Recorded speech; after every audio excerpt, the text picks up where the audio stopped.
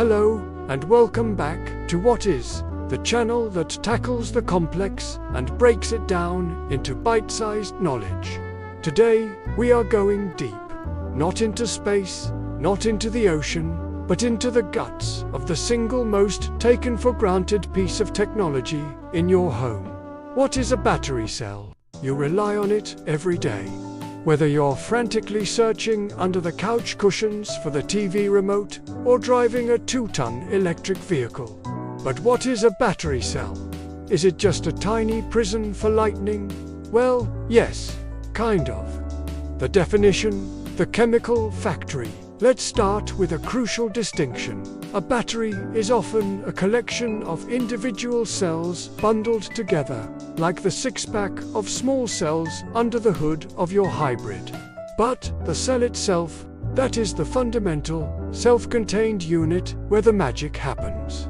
A battery cell is essentially a portable chemical reaction that creates a sustained flow of electrons. Think of it less like a fuel tank and more like a tiny, rechargeable, gravity-fed water system.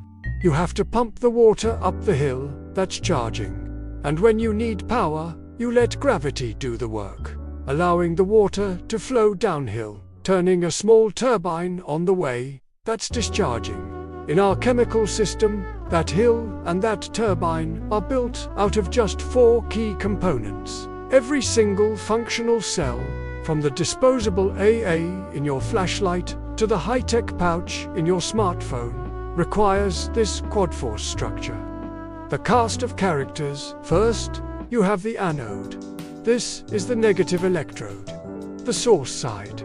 When the cell is fully charged, the anode is holding all the charged molecules, the little energy carriers, called ions, that are desperate to leave. Think of the anode as the departure lounge, where everyone is twitchy and ready to bolt. Second, you have the cathode. This is the positive electrode, the destination side. It's structurally designed to be porous and welcoming, ready to receive those charged ions. This is the big, cozy hotel the ions are traveling toward. Now, those ions need a way to travel between the anode and cathode.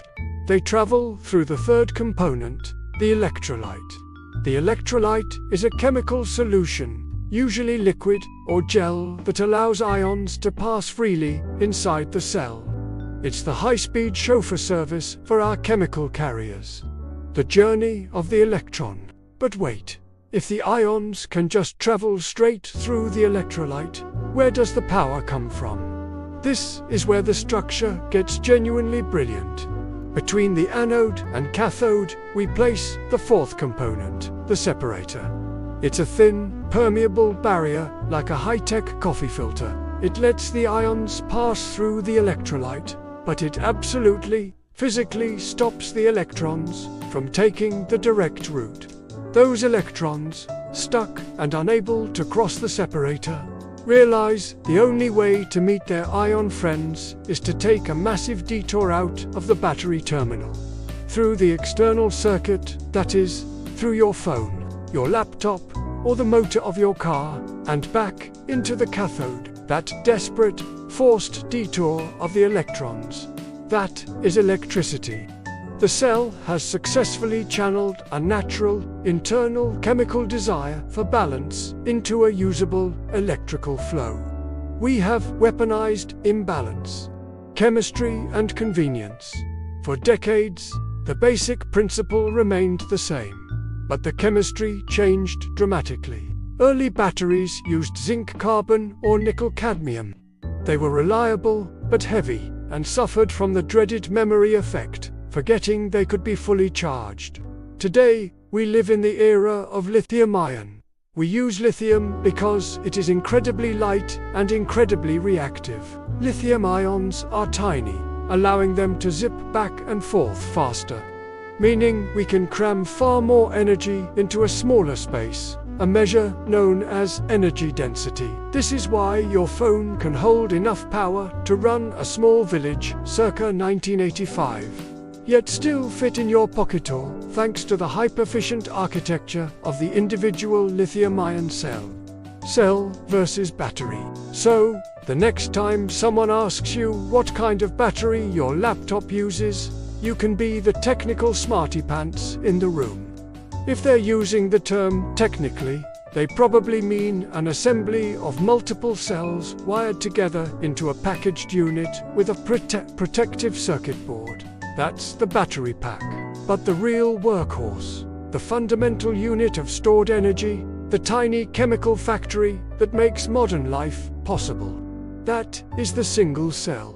It's a beautifully simple, self-contained system of controlled chaos, designed to force electrons to take the scenic route.